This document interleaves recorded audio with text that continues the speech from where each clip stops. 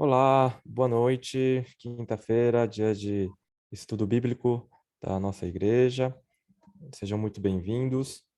Eu sou o pastor Chum, estou aqui com o pastor Guilherme e nós, toda quinta-feira, temos esse encontro marcado. Nós estamos nessa série falando sobre os profetas menores e hoje nós vamos falar de um livro chamado Ageu.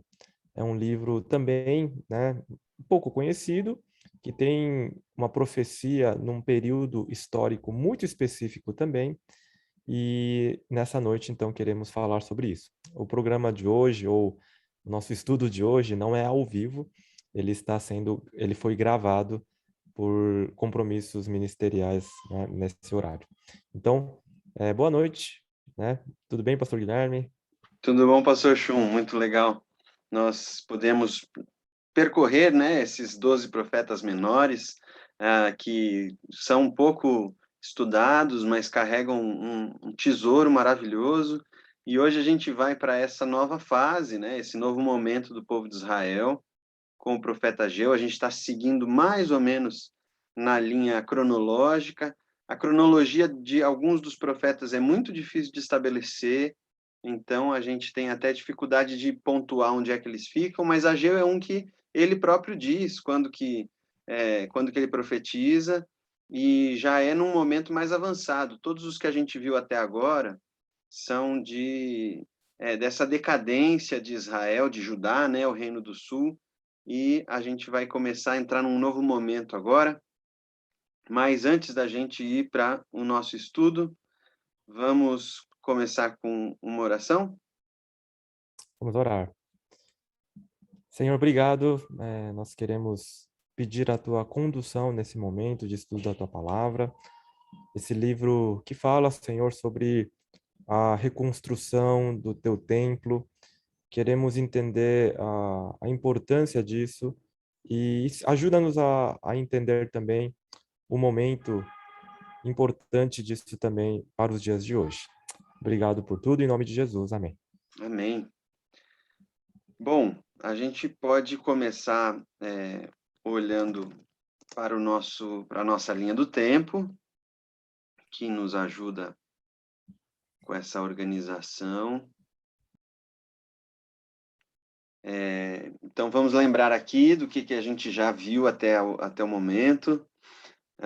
Nós vimos essa divisão do reino, entre Reino do Norte e Reino do Sul. O Reino do Norte cai pela mão da Síria. Aqui teve alguns profetas que anunciaram isso antes de acontecer.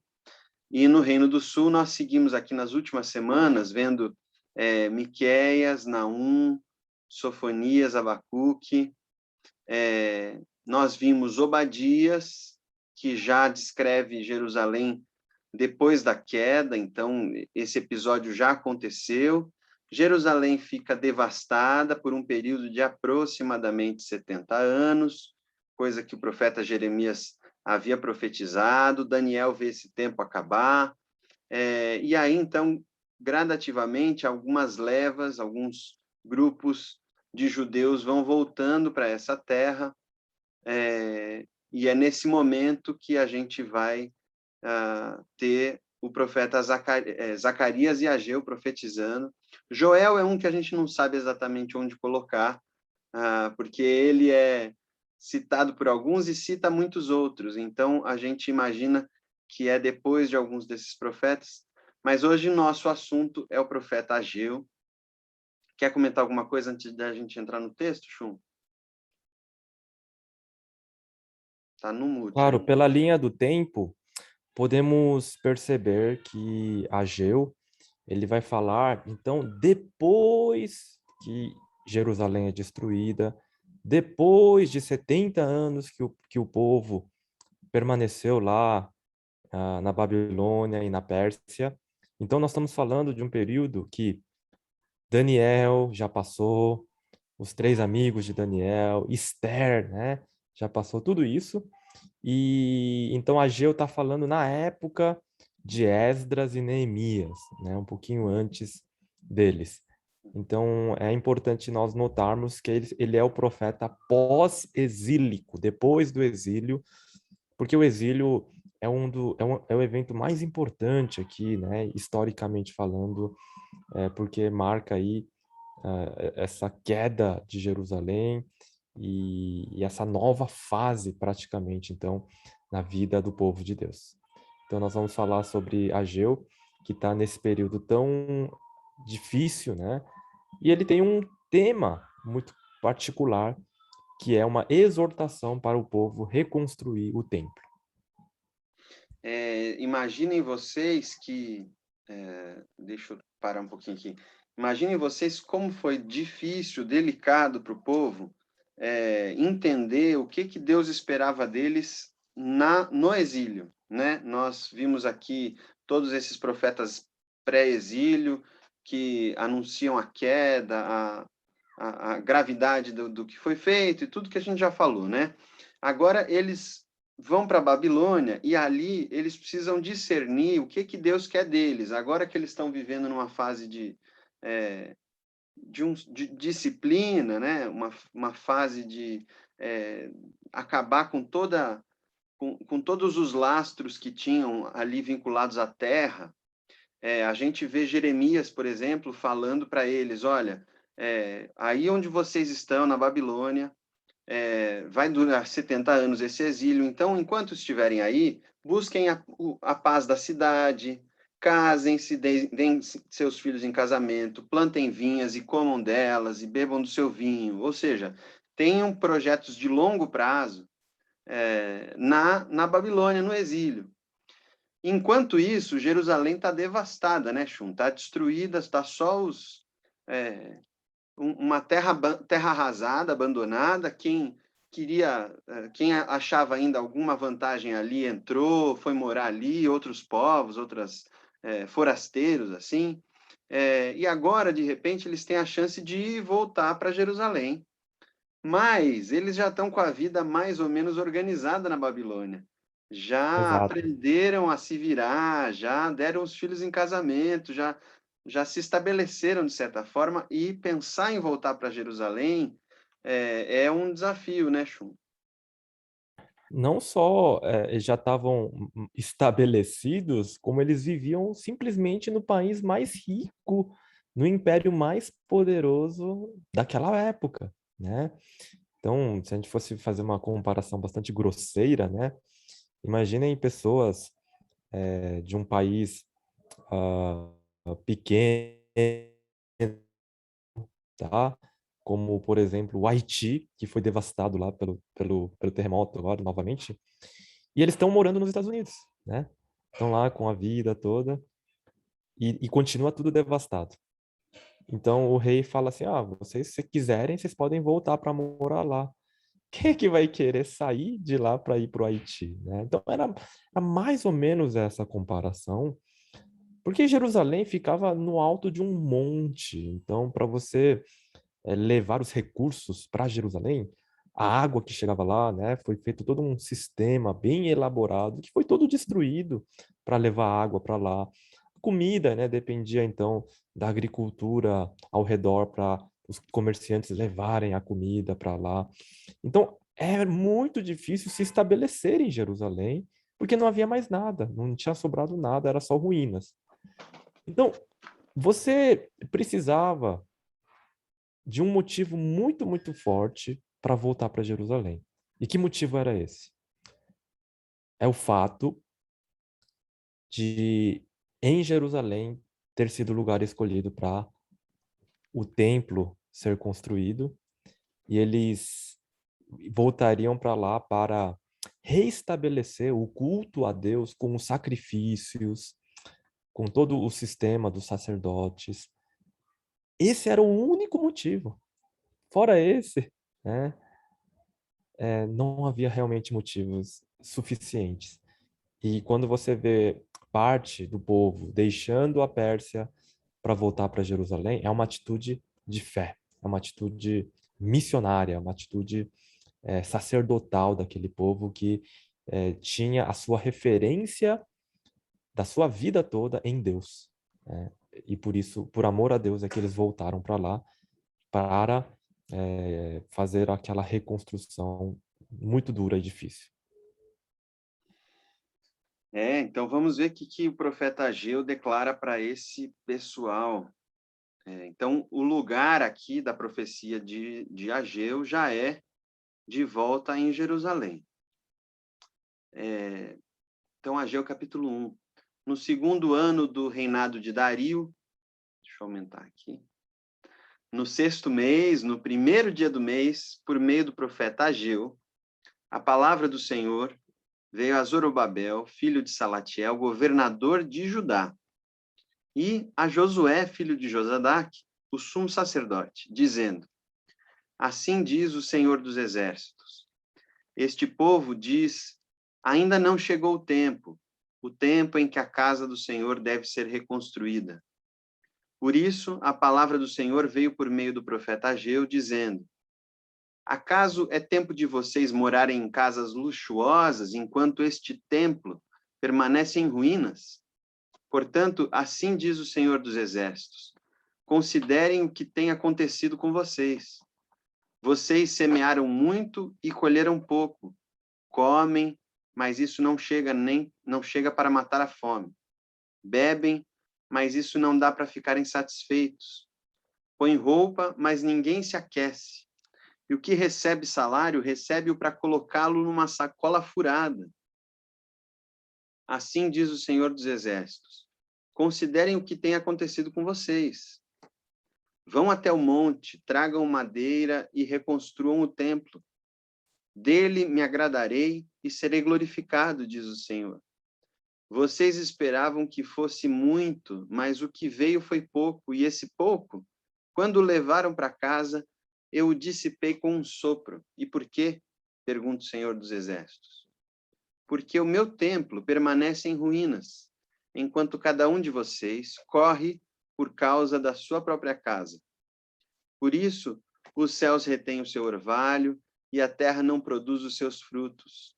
Fiz vir a seca sobre a terra e sobre os montes, sobre o cereal, sobre o vinho, sobre o azeite, sobre o que o solo produz, sobre as pessoas, sobre os animais e sobre todo trabalho das mãos. Vamos parar por aqui, Chum, por enquanto? Vamos. O período histórico, né, da construção de Jerusalém, do Templo de Jerusalém, ela se iniciou já com Esdras. Então, nós estamos falando do ano 539, 540 aproximadamente, né?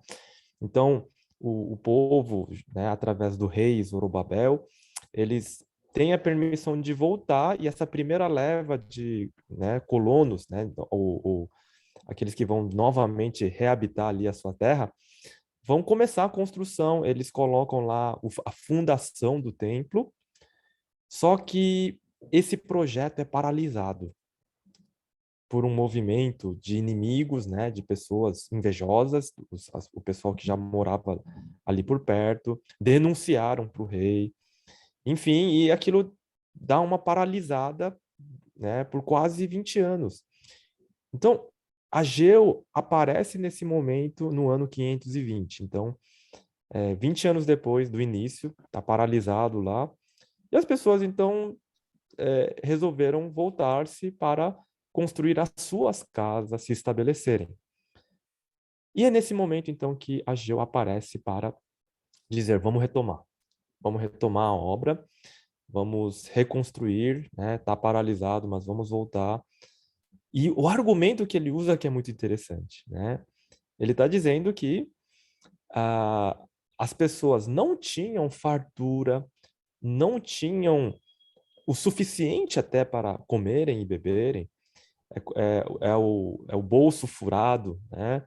Ele está ganhando dinheiro, ele está trabalhando, mas não para no bolso, né?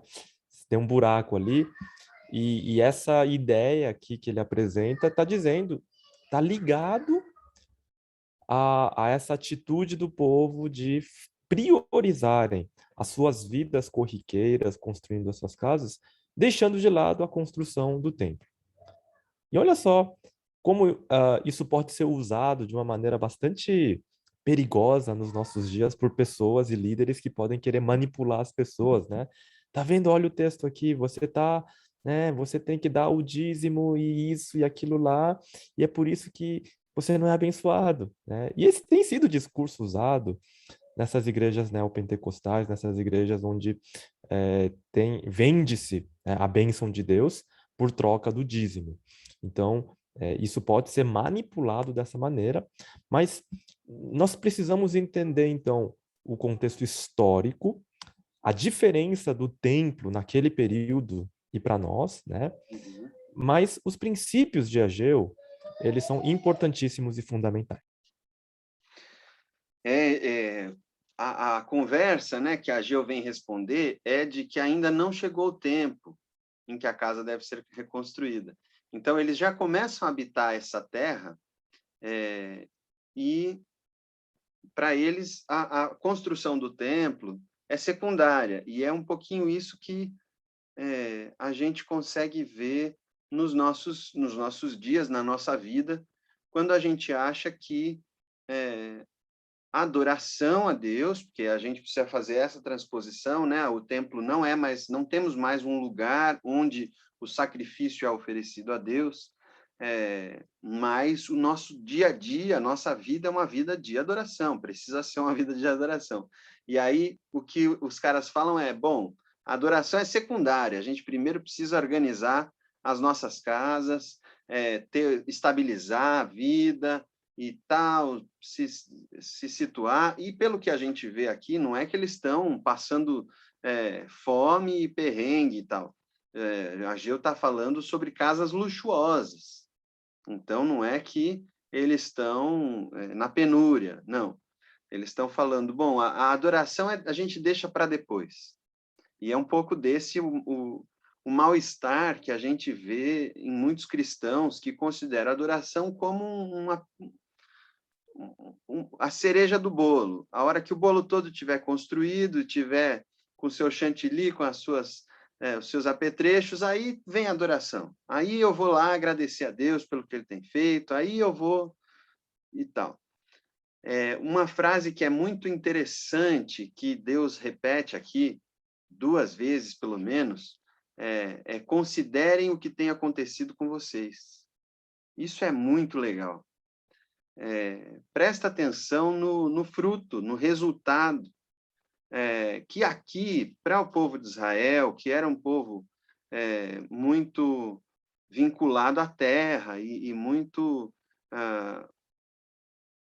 a relação com Deus ficou muito focada nas coisas materiais, porque foi assim que Deus se revelou para eles. Mas se a gente puxar para os nossos dias, especialmente aqui no nosso contexto de IPMA, considere o que tem acontecido com você. Considere a sua vida e as coisas que têm acontecido, os frutos. O Eugene Peterson traduz mais ou menos assim: olhe para a sua vida, o que dá para mostrar da sua vida? O que dá para mostrar? É a sua casa? É o seu carro? É a sua carreira? São os seus filhos que você investiu e agora eles que têm o seu carro, a sua carreira e a sua casa? O que dá para mostrar da sua vida? Quando você olha em retrospecto, que fruto o evangelho produziu na sua vida, ou a presença de Deus produziu na sua vida. Então, o que Deus está falando para o povo olhar é assim, presta atenção, eu estou com vocês. Isso ele vai falar mais para frente no capítulo 2. Mas o que você consegue enxergar aí da sua vida, considere o que tem acontecido com vocês. E aí, na hora que ele vai trazer para o concreto, ele vai falar assim, olha, vocês estão vendo como nem a natureza está cooperando com vocês? Como eu não estou cooperando com vocês naquilo que vocês semeiam, ou seja, não é só trabalho duro que gera resultado. Não é o esforço de vocês que vai gerar riquezas, nem sustento. É muito interessante essa relação. Não existe uma relação causa-efeito entre esforço e resultado. Precisa haver um desejo de Deus de falar, vai brotar, vai semear, e vai frutificar. É muito interessante. E Deus chama as pessoas para olharem para essa relação de causa e efeito. Então, não é só um esforço que gera resultados positivos. Chum. precisamos entender também do porquê da construção do templo, né? E você falou muito bem que é a questão da prioridade da adoração. E isso tem a ver com os ritmos estabelecidos na criação por Deus dos 7 dias e um de descanso para santificar, para adorar a Deus. Então, nós funcionamos melhor, a criação ela fica em harmonia e todas as coisas caminham numa direção saudável em todos os sentidos, quando a centralidade da adoração, quando esse ritmo da criação é respeitado, né? Você gosta muito dessa expressão, né? Respeitar o ritmo da criação, né, Gui? E tá vendo? Eu aprendo com você também, tá? Você Bom. é, então esse aspecto é o aspecto levantado também nessa chamada, né? Olha, as coisas não estão indo bem porque vocês não estão caminhando nessa direção. Eu imagino o trabalhador das fábricas em países onde você não tem essa visão cristã de um dia de descanso e é 7 dias de trabalho, né? Imagina que vida mais miserável, que existência, e isso gera nas pessoas todo tipo de problema de saúde, estresse, né? Problemas espirituais e nesse sentido a nossa vida, ela foi criada por Deus para ter esse relógio biológico, espiritual, você pode chamar do que quiser, né? Mas como o culto, ele não é algo acessório, algo, algo que, eu posso ir numa academia, né, uma vez por semana, mas essa semana eu não vou não, porque isso, aquilo, né? Não é nesse sentido, ela tem que ser aquilo que conduz e define a nossa vida, né? É a adoração que conduz e define a nossa vida. E é essa a chamada de Ageu para aquele povo, né? Também havia, né, outros problemas que estavam presentes ali, mas o principal era esse, que as pessoas haviam esquecido da referência que é o culto a Deus e a adoração a Deus na vida delas, né? Uma coisa, Chum, que eu aprendi com os meus pais ao longo da nossa trajetória, assim, desde que eu era criança, a gente sempre morou perto da igreja que a gente ia. Então, não é que a Uhum. gente ia na igreja perto de onde a gente morava. A gente morava perto da igreja onde a gente ia. Então, para a Certo. gente, o importante era a igreja que a gente ia. E aí a gente ia morar Perfeito. perto dela. E Perfeito. não achar uma igreja onde a gente está. É. Isso foi muito importante para a gente ao longo da vida. Ainda Uhum. é um valor que, para mim. Eu acho que nós, como pastores, né, e o nosso sonho é que a nossa igreja seja essa igreja, né, tão abençoadora que as pessoas sejam realmente capazes de fazer as suas escolhas até profissionais baseadas nisso, né? Que as pessoas pudessem, então, que os membros, que os irmãos pudessem pensar assim, não, eu não posso, eu tenho essa proposta de trabalho em outro lugar, né, que vai ser melhor e tudo, mas eu vou colocar no peso aqui a igreja e às vezes isso ser determinante, né? Eu conheço igrejas assim, eu conheço igrejas tão abençoadas e abençoadoras que pessoas rejeitam até propostas muito, muito interessantes de trabalho para permanecer onde estão perto da igreja, porque entendem que aquele ainda não era o momento de partir, ainda precisavam estar ali se fortalecendo. E isso é, na prática, ter a sua vida toda moldada, né, Pela adoração. pela comunidade e pela adoração, né? E isso, nós sonhamos em ser uma igreja assim, né? Nós sonhamos em ser uma igreja assim. E você falou bem, Chum, não é que é uma igreja prestadora de serviço, que eu gosto do serviço que ela presta e aí eu frequento. Não, é discernir que o momento de Deus para mim hoje é estar nessa igreja e eu vivo para servir a Deus. Então, se o momento é de servir ali, é ali que eu estarei. E é um pouco do que o povo com Ageu vive aqui. Vamos continuar lendo, que isso vai ficando mais evidente. Então,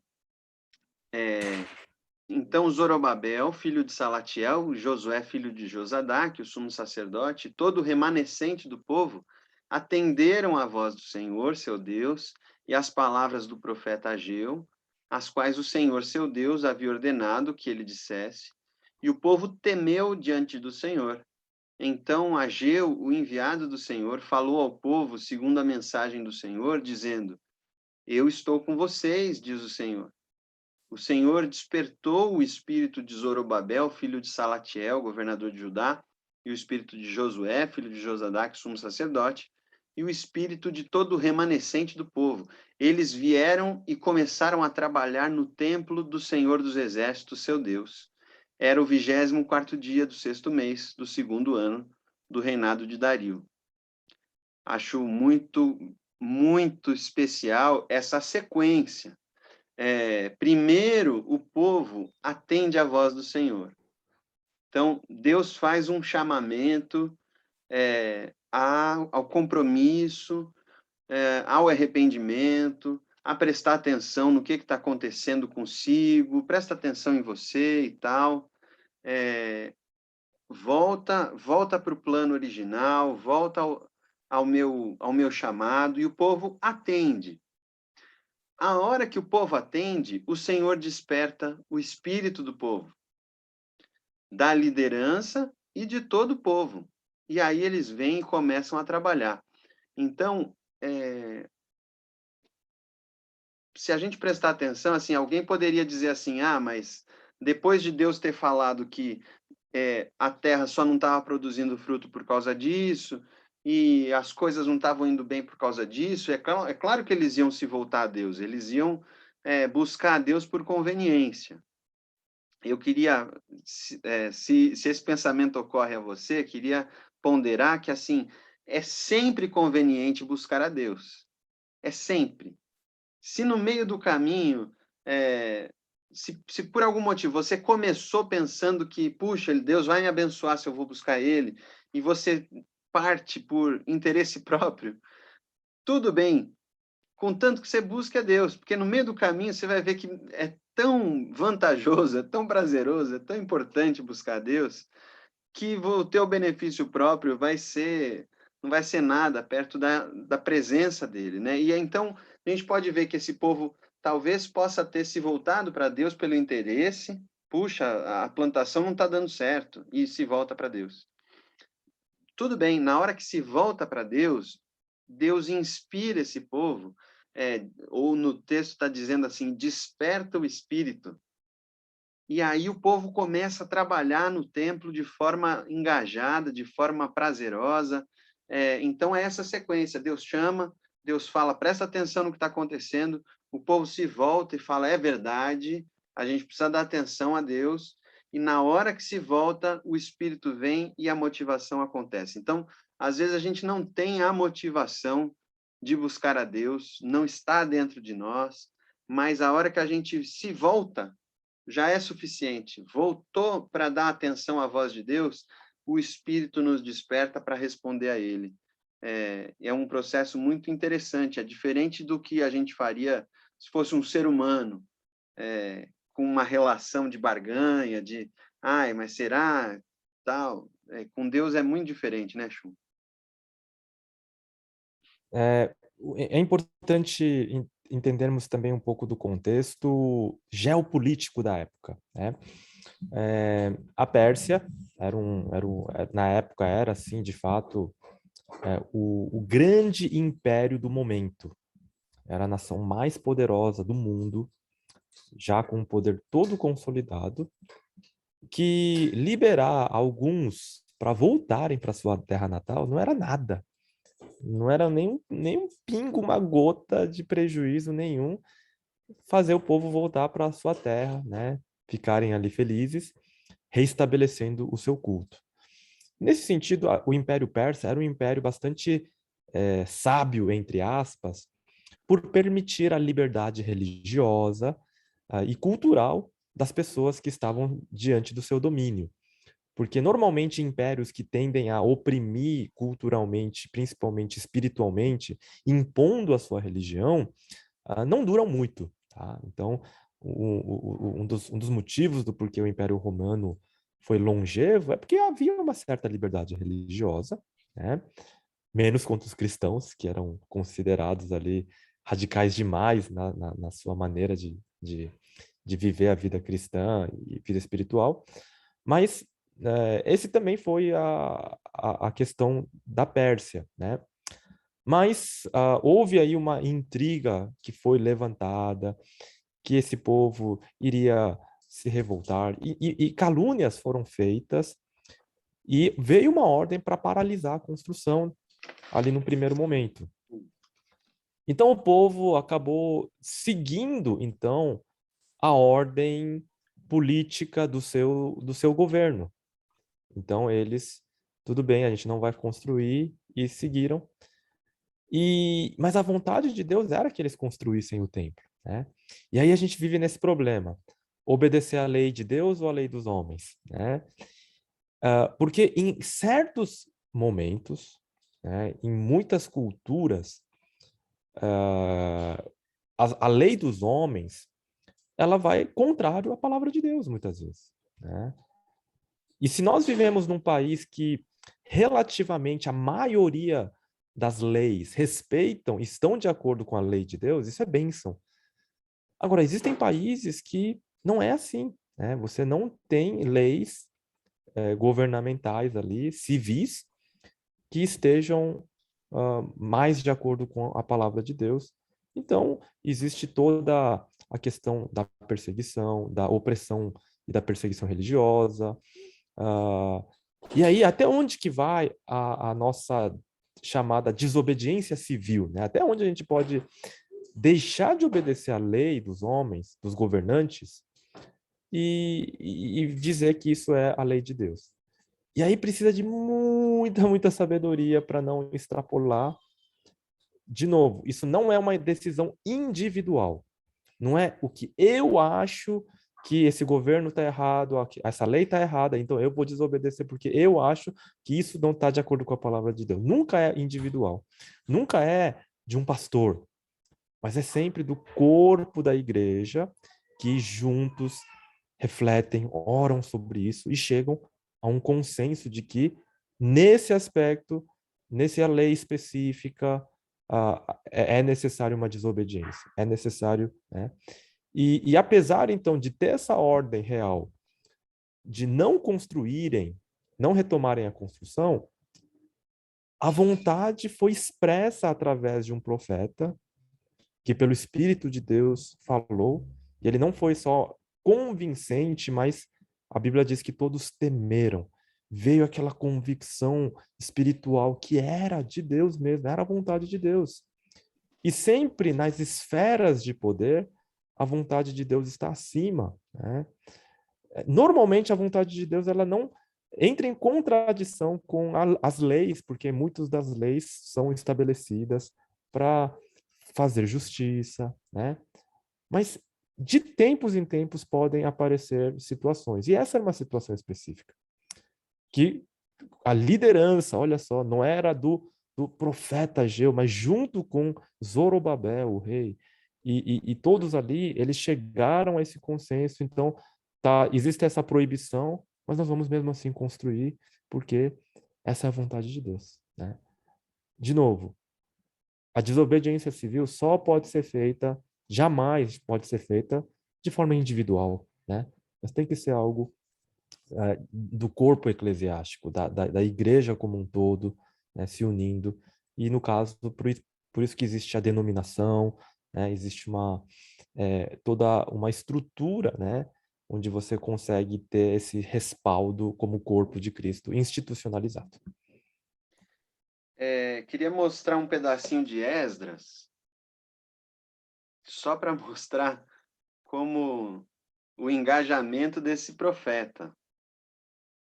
Aqui é Esdras 5, diz o seguinte, que o profeta Ageu e o profeta Zacarias profetizaram aos judeus que estavam em Judá e em Jerusalém, em nome do Deus de Israel, que estava sobre eles, Então Zorobabel, filho de Salatiel, Jesuá, filho de Josadaque, começaram a reconstruir a casa de Deus em Jerusalém.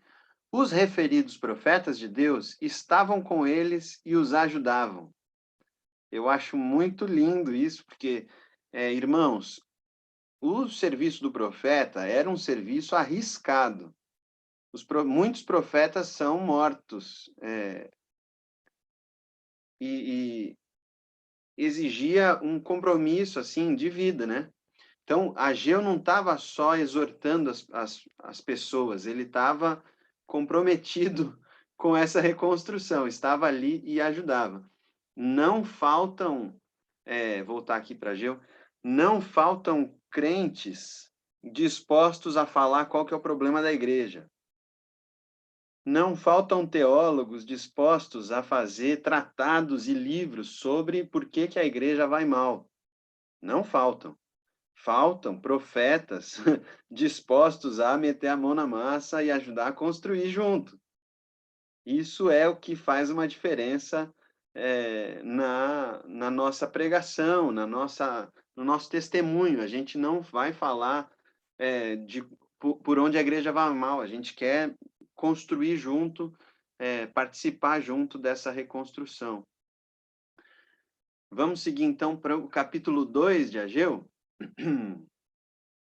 No segundo ano do reinado de Dario, no 7º mês, no 21º dia do mês, isso é coisa de um mês depois do primeiro capítulo, a palavra do Senhor veio por meio do profeta Ageu, dizendo: fale agora a Zorobabel, filho de Salatiel, governador de Judá, e a Josué, filho de Josadaque, o sumo sacerdote, ao remanescente do povo, dizendo: quem de vocês que tenha sobrevivido contemplou este templo na sua primeira glória? E como vocês o veem agora? Por acaso não é como nada aos olhos de vocês? Mas agora o Senhor diz: seja forte, Zorobabel, seja forte, Josué, filho de Josadaque, sumo sacerdote. E vocês, todo o povo da terra, sejam fortes, diz o Senhor, e trabalhem, porque eu estou com vocês, diz o Senhor dos Exércitos, segundo a aliança que fiz com vocês quando saíram do Egito. Olha aonde Deus vai buscar esse compromisso, né? Quando saíram do Egito, o meu espírito habita no meio de vocês. Não tenham medo, pois assim diz o Senhor dos Exércitos: daqui a pouco, mais uma vez, eu farei tremer o céu, a terra, o mar e a terra seca. Farei tremer todas as nações e serão trazidas as coisas preciosas de todas as nações, e encherei este templo de glória, diz o Senhor dos Exércitos. Minha é a prata, meu é o ouro, diz o Senhor dos Exércitos. A glória deste novo templo será maior do que a do primeiro, diz o Senhor dos Exércitos. E neste lugar darei a paz, diz o Senhor dos Exércitos. Vamos parar por aqui? Shun tá no mudo aí. Uma das passagens mais impressionantes desse período da reconstrução é quando os anciãos que viram o templo de Salomão, comparando com esse segundo templo, que era muito inferior. Era infimamente inferior na sua glória, na riqueza, nos detalhes, nas pedras preciosas da decoração, no ouro, né? Era muito mais simples, né? E eles dizem que choravam amargamente diante dessa comparação, porque lembravam que o seu pecado, o pecado e a obstinação, dureza do coração do povo é que destruiu merecidamente e trouxe juízo, destruindo aquele templo. E agora, na reconstrução, era um choro misto de tristeza de não ver a mesma glória, mas ao mesmo tempo um choro de alegria por ver ali reconstruído o templo, onde a, a adoração a Deus, os sacrifícios seriam retomados, né? E quando ele diz então que a glória desse segundo templo seria maior do que a do primeiro? Espera aí. Então quer dizer que a reforma que depois Herodes fez deixou o templo maior, mais glorioso do que o templo de Salomão, né? Será que é isso que se trata essa profecia? E a resposta é não. Porque na visão do profeta Ezequiel, então Ezequiel é um profeta maior, que profetizou lá da Babilônia, a visão que ele tinha do templo reconstruído é que uma parede só tinha 10 quilômetros de extensão, um dos lados, né? Então imagina um prédio que tem 10 quilômetros por 10 quilômetros. E isso não existe, né? Nem nos nossos dias existe um prédio tão grandioso assim, de 10 quilômetros de extensão, não. E essa era a visão que ele teve na medida que se referia ao segundo templo. E novamente vemos a profecia em Ageu dizendo que o segundo templo vai ser mais glorioso que o templo de Salomão. E Deus não mente. Na verdade, aqui nós vemos uma profecia que fala sobre Jesus Cristo. Jesus, ele é o segundo templo, né? Jesus é o verdadeiro templo e ele, quando viria futuramente à Terra, né, manifestaria essa glória de Deus. Jesus fala aos seus discípulos e a todos os seus ouvintes: destruam esse templo e eu reconstruirei em 3 dias. Ele se referia ao seu templo, ao seu corpo. Quando Jesus morre, o véu lá no templo se rasga, né, de alto a baixo, simbolizando que aquela separação que existia para o Santo dos Santos, que era o lugar da presença de Deus, não existe mais. Então aquele prédio se tornou inútil, porque o que fazia do templo um lugar diferenciado era a presença de Deus lá dentro do Santo dos Santos. E o véu continha, separava essa presença de Deus ali dentro, e agora esse véu se rasga, né, inutilizando o templo. Então, o templo é Jesus Cristo. A nossa referência é Jesus Cristo e não um prédio. Então, se o povo construía a sua vida ao redor do templo, e eles não podiam morar muito longe, porque toda vez que tinha uma festa, eles tinham que ir para o templo. Toda vez que tinha um feriado, um culto especial, uma solenidade, eles tinham que ir para o templo. Então, eles não podiam morar muito longe. A vida girava ao redor do templo de Jerusalém. No Novo Testamento, não é mais o prédio, mas é Cristo. É Jesus Cristo que tem que ser o centro das nossas vidas. Mas essa parte, claro, quem é que vai negar que Jesus Cristo é o centro da nossa vida? Mas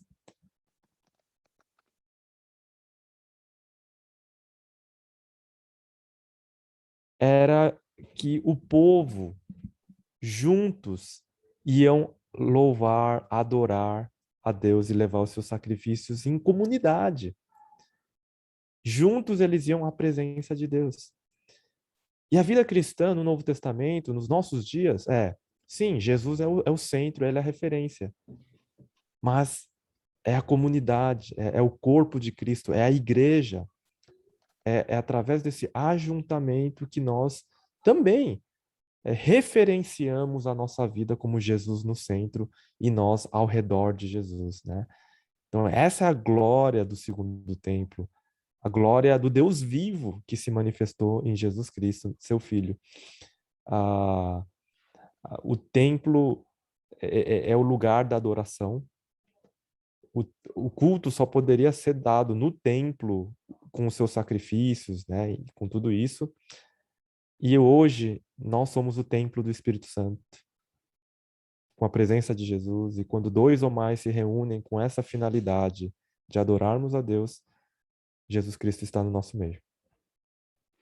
É uma lembrança que a gente pode ter, assim, que no primeiro templo, na consagração, quando Deus se manifesta ali na consagração do primeiro templo, a glória de Deus, o texto diz que a glória de Deus enche o templo, E por causa da luz que tinha ali, os sacerdotes não conseguiam entrar no templo, né? Foi uma manifestação material, física, de energia, né, da luz, que impediu os sacerdotes de entrarem no templo. Então, o que se esperava é que, a hora que o Ageu diz para a gente assim, Deus falando, e encherei este templo de glória, a expectativa, e ainda mais falando que a glória do segundo vai ser maior do que do primeiro, então é uma glória que vai ser muito maior do que só encher ali de luz aquele espaço, né? Vai ser muito maior, não sabemos como é que vai ser isso. E isso nunca ocorre, nunca acontece. Existe uma tradição que está lá no livro de Macabeus, de que teve um dia, quando os Macabeus fizeram a revolução lá, eu não sei a história direito, mas que teve que o óleo da lamparina durou não sei quantas noites. Isso dá origem ao Hanukkah, a festa das luzes, que inclusive Jesus celebra enquanto vai a Jerusalém. Mas o máximo que se teve foi esse pequeno milagre que o livro de Macabeus registra, de que o óleo não acabou para as lamparinas. Mas a glória mesmo nunca se viu nesse segundo templo. Então a expectativa sempre ficou de, e aí, quando é que Deus vem visitar? Até a época de Jesus, a expectativa é, quando é que Deus chega? A gente já está aqui, o templo já foi reconstruído, e Deus, quando é que chega?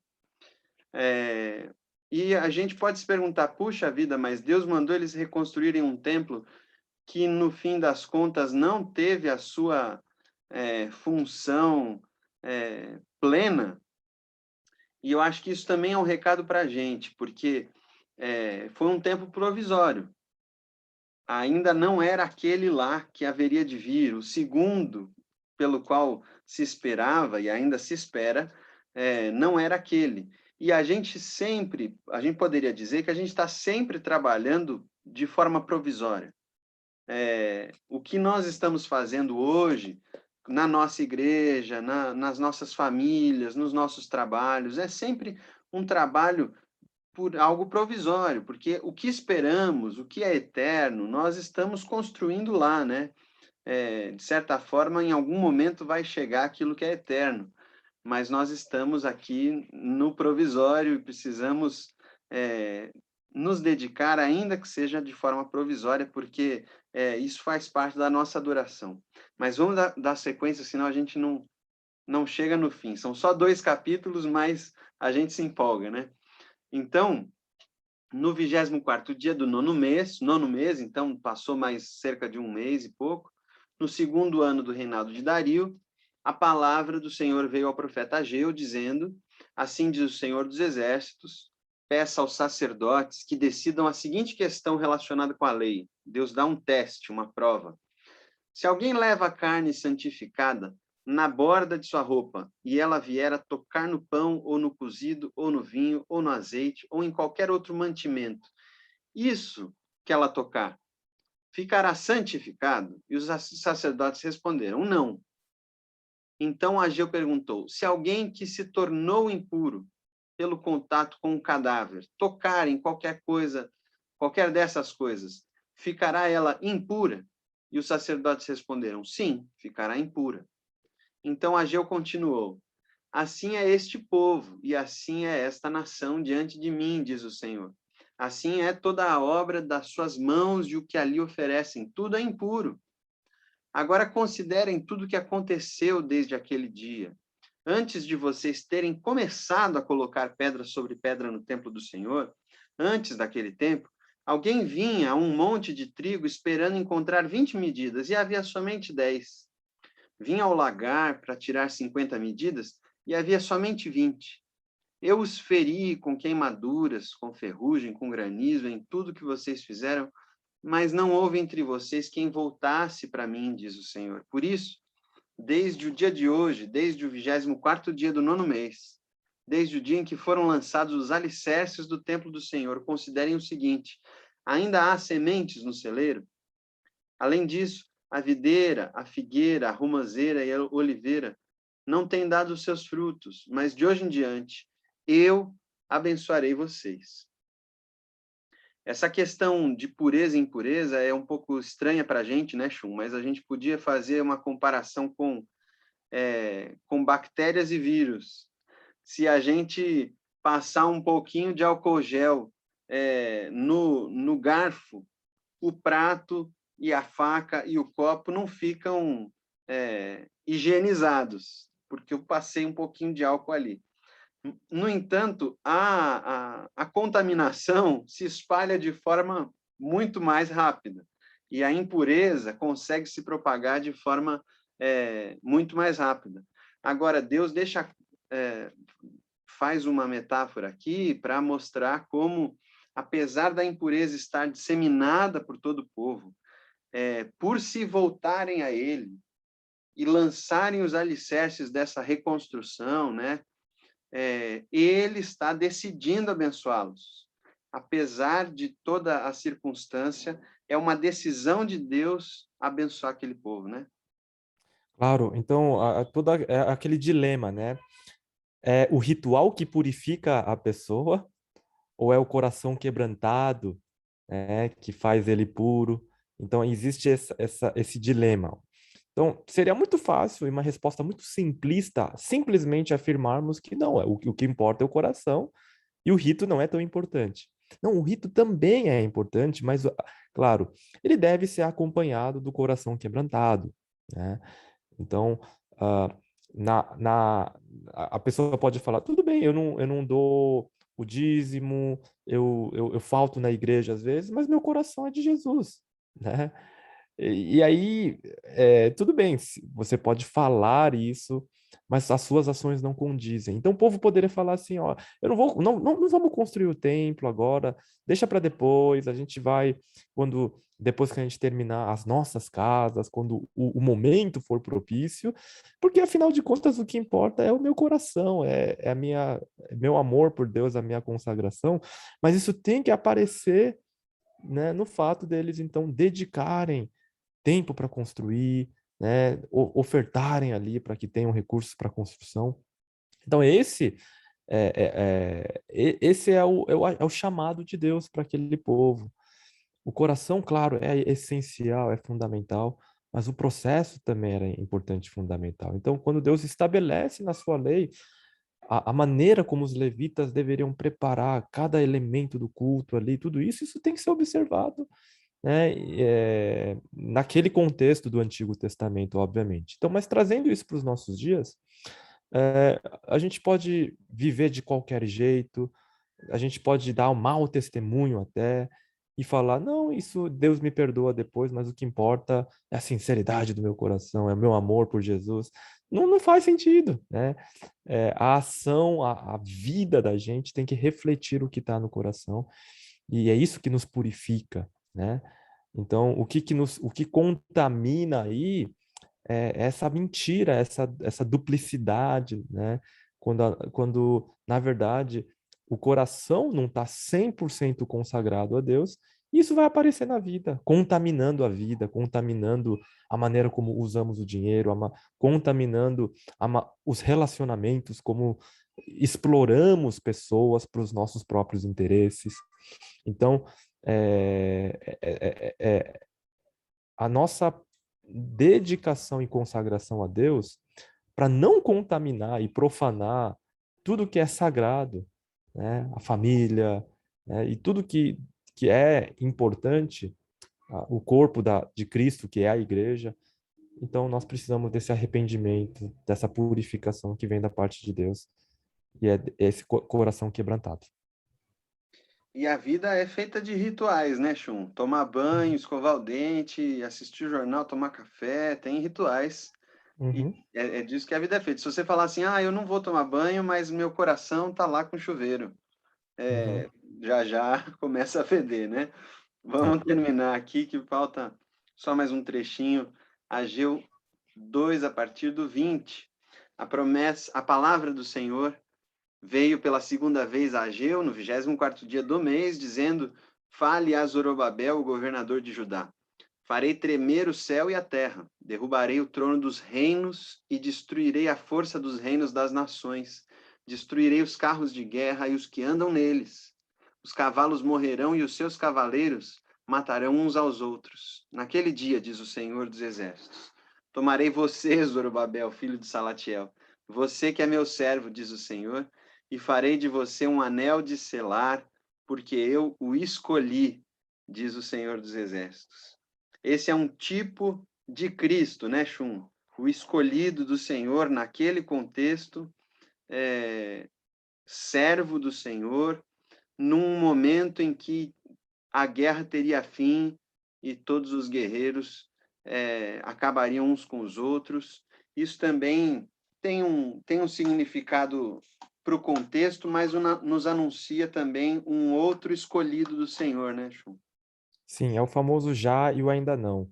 O já é no momento que Zorobabel, né, o líder político de Israel, estava vivendo, era um momento politicamente, geopoliticamente bem conturbado, com outras nações já querendo, né, surgir, aparecer. E aí nós vamos ver que esse é o período aí próximo, logo mais surgiria e varreria o mundo o fenômeno Alexandre o Grande, né? Invadindo lá as terras da Pérsia, inclusive conquistando Jerusalém. Então, esse é um momento bastante conturbado. Então, a promessa para Zorobabel, mesmo nesse momento tão difícil, era dessa vitória, dessa justiça, que Deus estaria com ele. Mas o ainda não é o aspecto futuro, de que quando Jesus voltar pela segunda vez, né, todas as coisas, né, essas guerras que existem, né, hoje, recentemente, o Afeganistão e tantas outras crises que existem no mundo, vão ser de uma vez por todas resolvidas. Então, essa esperança que é dada a Zorobabel, e tudo começa com a restauração e com a centralidade do culto na vida do cristão, e a partir dali, até os problemas mundiais vão sendo resolvidos a partir, né, dessa questão central que é a adoração. Por quê? Não se trata apenas de um rito religioso que a gente vai fazer aos domingos, mas se trata da essência, da natureza e da finalidade para a qual Deus criou esse mundo, esse universo. Deus criou as estrelas, as florestas, Deus criou o ser humano, tudo para a sua glória, para que ele receba da sua criação a, a adoração, a honra. Essa é a finalidade. Então, o nosso culto a Deus é apenas esse ensaio grandioso para a grande consumação, para o propósito final de todas as coisas. Por isso que ela é tão central, né? A adoração na vida do ser humano. Então, voltar-se para Deus, ainda que sem vontade, ainda que por interesse, no meio da adversidade, sem recursos, mas lançar os fundamentos dessa adoração, engajar-se, entender, discernir o momento de Deus, onde que Ele quer que a gente construa os nossos alicerces, é isso que nos faz experimentar essa vontade de Deus de nos abençoar. Não estou falando de nada material exclusivamente, mas voltar-se para Deus e ouvir dele. Eu quis abençoar vocês. E está aqui o meu escolhido. Agora o escolhido dele é o Cristo a quem nós temos acesso direto por meio do Espírito. Então, irmãos, um pouquinho do que é esse itinerário de Ageu na reconstrução do templo. Inclusive, Ageu é um nome que quer dizer dia de festa.